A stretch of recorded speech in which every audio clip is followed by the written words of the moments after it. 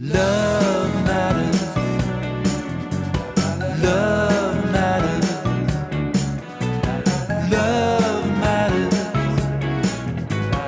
Love matters with Evelyn Sharma. Hey guys, it's Evelyn Sharma, and you're listening to Love Matters, my new podcast.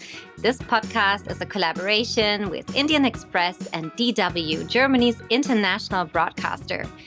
It's all about relationship topics that matter to you and me.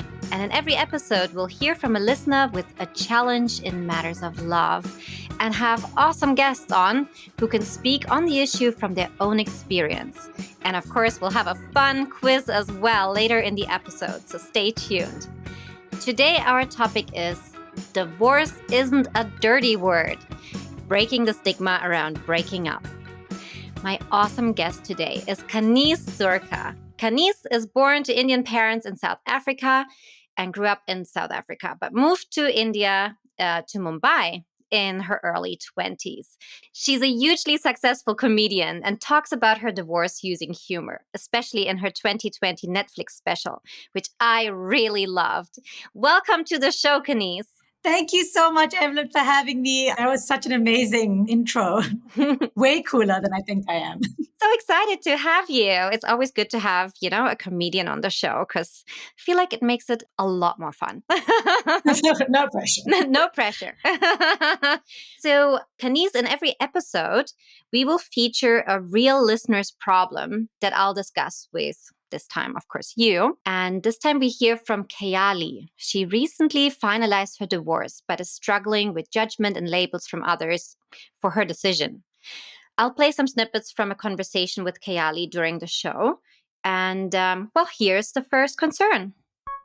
Hi Evelyn, I'm Kheyali. I'm 30 and I live in Goa. I have been recently divorced. I grew up in a relatively open-minded and privileged family, and yet I had to deal with being blamed for everything my ex put me through. It happens very often that women are mostly to be blamed for everything that happens.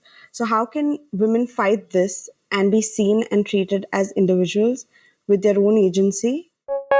I'll give you a bit more of background information on Kheyali, a bit of context from our interview with Kheyali before the show. Kheyali was 24 when she got married. Emotional abuse started right from the beginning. She still felt the pressure of making this marriage work. When women can get divorced, like Kheyali, they feel a lot of blame for the split and a lot of shame. And so I wanted to get your maybe advice or a bit of your own story to help Kheyali in her current situation. So first of all, I just want to say congratulations to Kheyali for making that decision. It's a really hard decision to make. And it takes a lot of, it's a really, apart from all the stigma and everything else you have to deal with afterwards, just in that moment, making that decision is big. And it took a lot out of me to make that call because I had this idea that I would get married. And it was not just leaving the marriage, it was also leaving this personal idea I had where my life was going. So my life literally came crashing down because I was like, now what? I thought this was the pinnacle. I thought this is everything I would achieve. I was taught as a woman that was my ultimate goal, was to find a man who will look after me. And then I left him.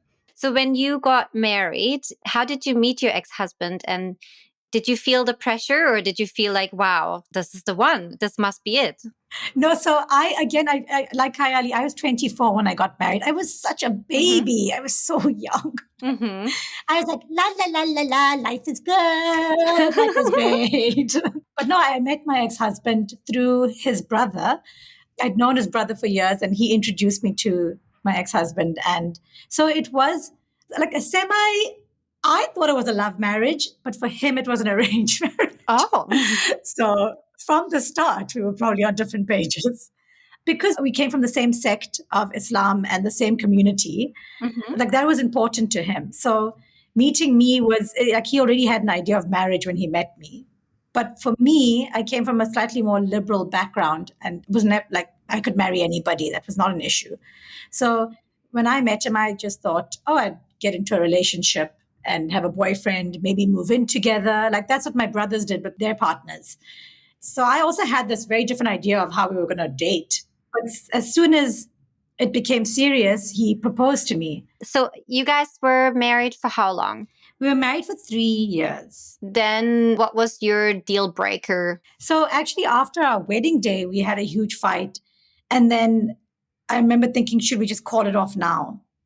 And obviously, from that moment on, like even on our honeymoon, we didn't really have a good time. And then the marriage just became, like, I'm not saying we didn't have some good times. Of course we did. But like my memory of it, like in its entirety, it was just a struggle from day one. And then I think 3 years later, I was like, I'm exhausted. I don't think we should continue. There's a lot of pressure on the woman to make the marriage work. You're the homemaker. You're the one who keeps the family together. So I was the one who, we went to go see I booked all these appointments with a past life healer. I booked a normal therapist, a sex therapist, a relationship therapist. Like, I think the last year, I was like just clawing at anything. I was like, let's go try this, let's go try this, let's go try this. Just find out why we can't make this work.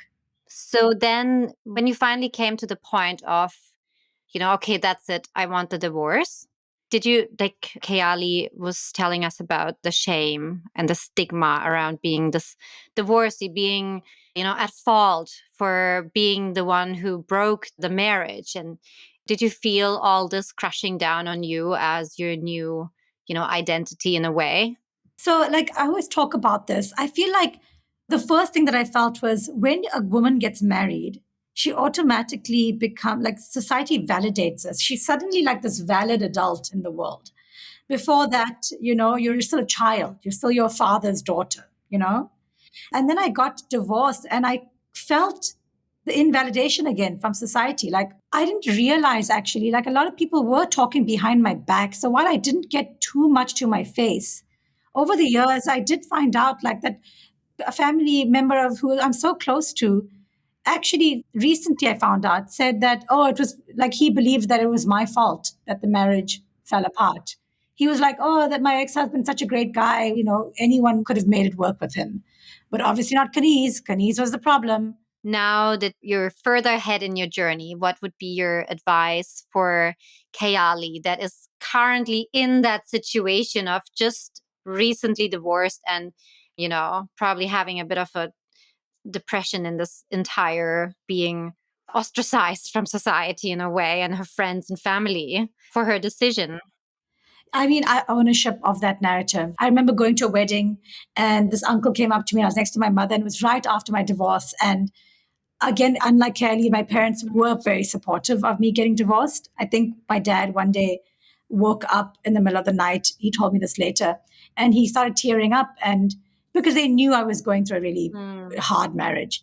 And he teared up and he said to my mom, I think this marriage is killing my daughter's spirit, which is something he honed growing up while he was bringing me up.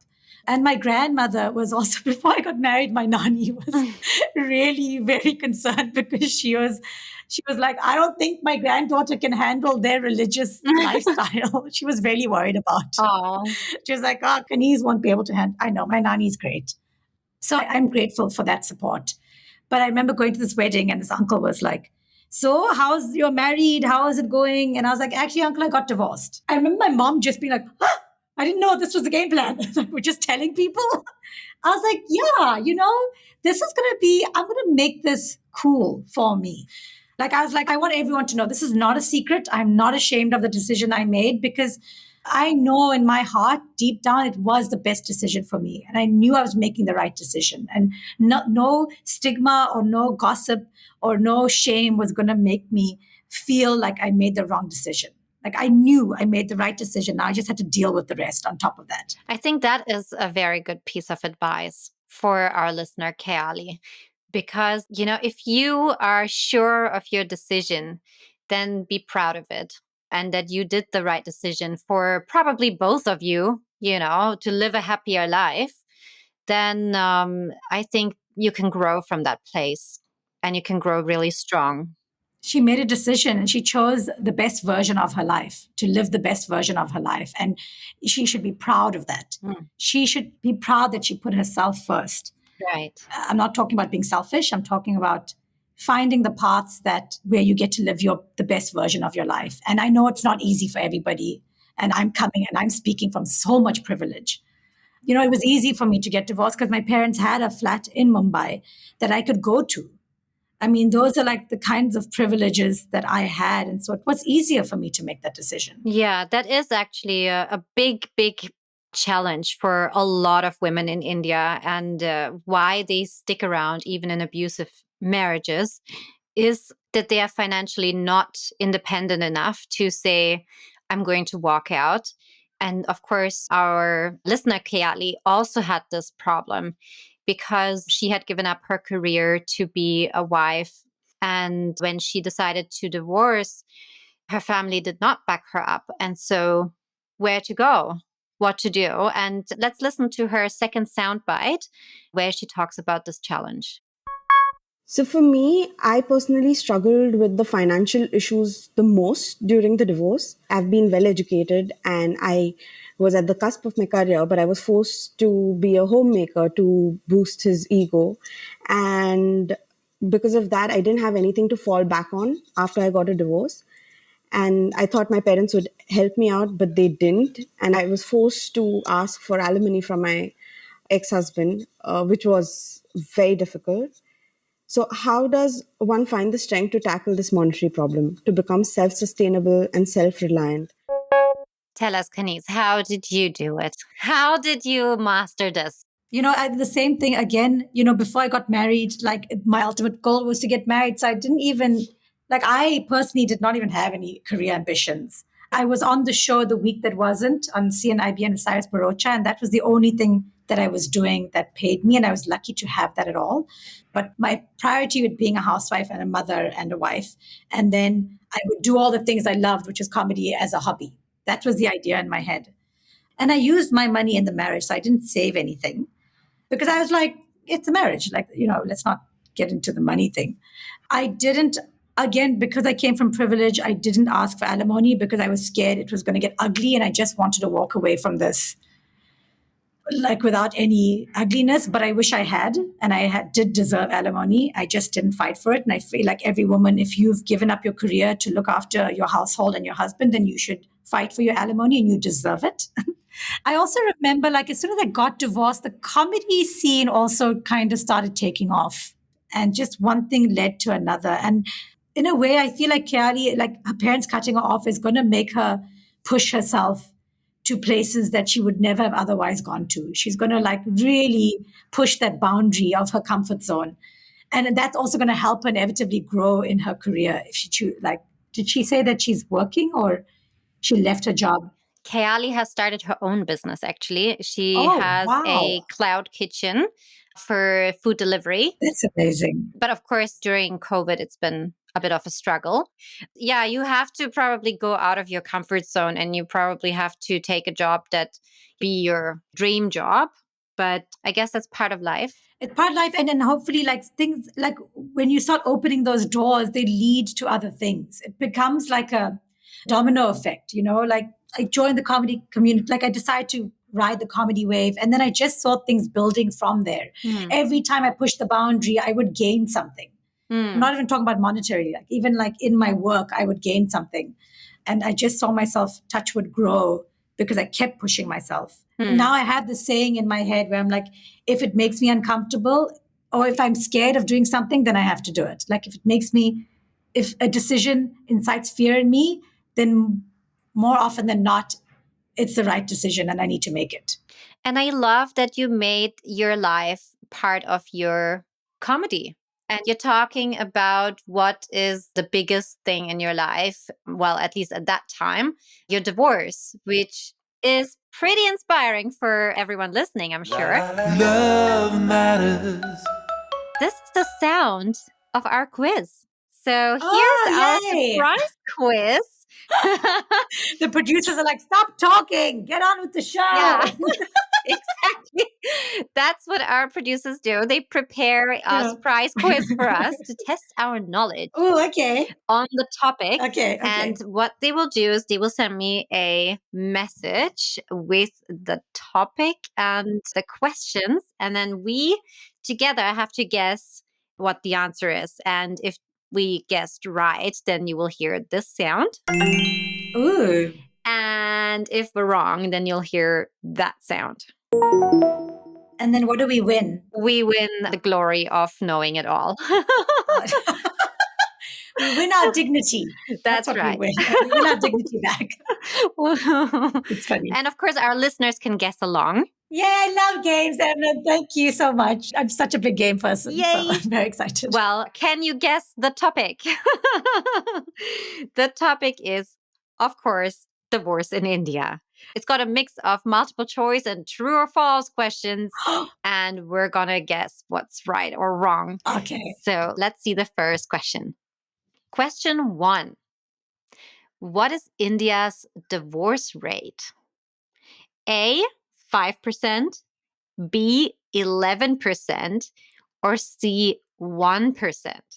That is, I know it's low, but that is so low. I thought the divorce rate worldwide is 50%. I think in America it's 50%, isn't it? I don't even know, actually. I thought that counted for everywhere. Okay, well, I was wrong. No, I don't know. I could be wrong. Sorry. But yeah, wow. 11%. Well, clear. Yeah. 5, 11, or 1% in India. I feel like I want to say 5% because 1% is too low. And then 11% sounds like a little bit much for India. We're doing this together, right? Yes. Evelyn? like a marriage, guys. Like a marriage. That's right. We have to choose, make decisions together, stick together, and be a unit. What I've learned. For the rest of our lives. All right, let's see. 5%. 5%. No? Womp, womp, womp. Oh, wow. The answer is C, 1%. Oh, no. That is very low. Out of 1 billion people, I can't do math very quickly, but so it was just me and Kheyali who got divorced, just 2 of us. I've got some data. The divorce rate has increased over the last decade, though it's still very low, according to the studies. But it's not because everyone in India happens to be super happily married. Women cited financial dependence and family pressures as reasons for staying in unhappy marriages in one of the studies. Question number 2. Lots of marriages end for serious reasons, but some for strange ones too. Which of these reasons for couples parting is true? A, we read different genres of books. B, she hated love stories. Or C, she didn't cook like his mother. Oh, I would definitely say C. 100%. I was just, yes, 100%. If this was an Indian man, then yes, C. Okay, we say C. Oh my God, Yay! Of course. Oh, No doubt. I would have divorced him for that. Unbelievable. Exactly. I'm like, Go back to mama then. Here. Answer. This was a trick question. They are all true. oh, shit. But they are not legal grounds for divorce. Infidelity is the top ground for a divorce in India, according to lawyers. Let's see if we have one more question. Question number 3. Over the last few years, more Indians are being open about their divorce status. True or false? If it's based on me, then true. I think it's true. Yeah, so let's go with true. Yay! Huh. We won 2 out of 3. We might be losing in love, but I'm winning in this quiz. The answer is true. If dating apps are to be believed, the app Truly Madly saw a 200% increase of the number of profiles stating their divorced status. Oh, cool. Nice. I like that people are owning it. I really like that. That's very cool. Well, our listener Kheyali has a third soundbite for us, and she talks about her identity post-divorce. I was recently filling out a few forms, and there was a section on relationship status. And I felt like I was being forced to choose the divorcee option. I didn't see myself as that. I was married and now I'm single. I feel there's so much more to a person's identity than being a divorcee. So, how can the society or institutions, what can be done to make them more empathetic towards people who have got a divorce so that it's not a constant reminder of their painful past?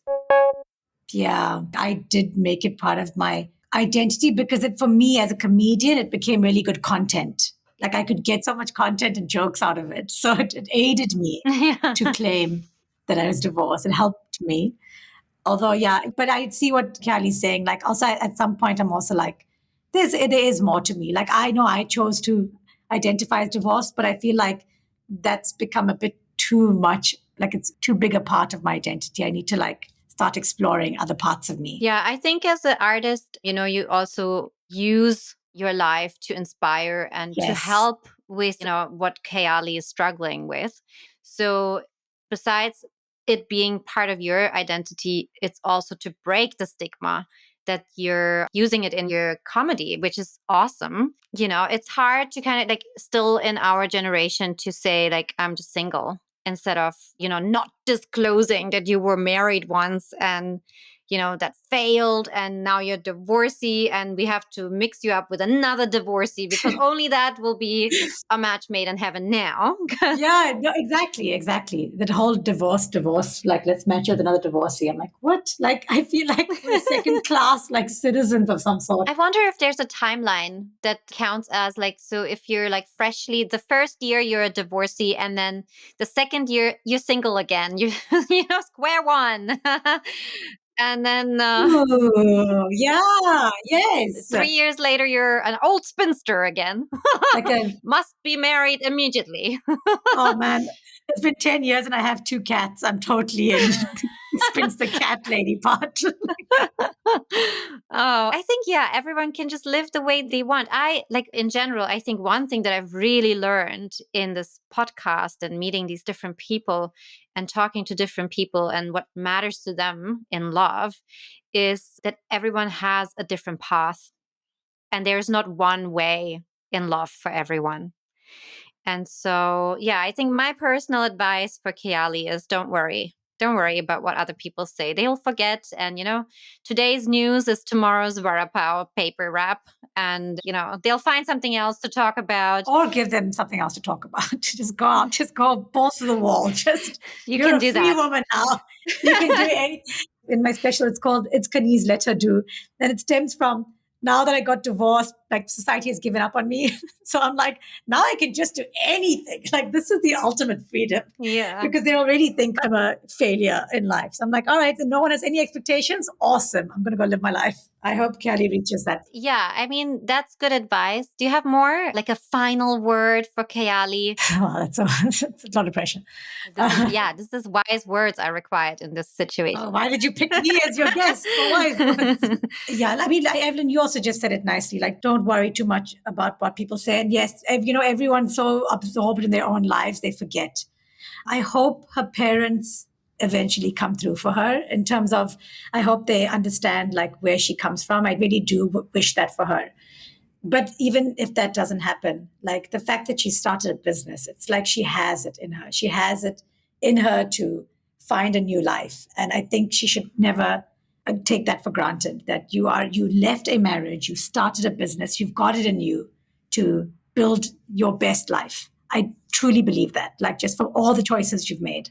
So don't ever give up on yourself and don't think less of yourself at any point. You are a clearly very strong individual and inspiring to me right now. Thank you so much for being on the show, Kaneez, and sharing your story with us and being vulnerable and telling us a lot more deeper insights in your marriage and your divorce and how you overcame a lot of struggle with identity and the shame that society wants to put on you.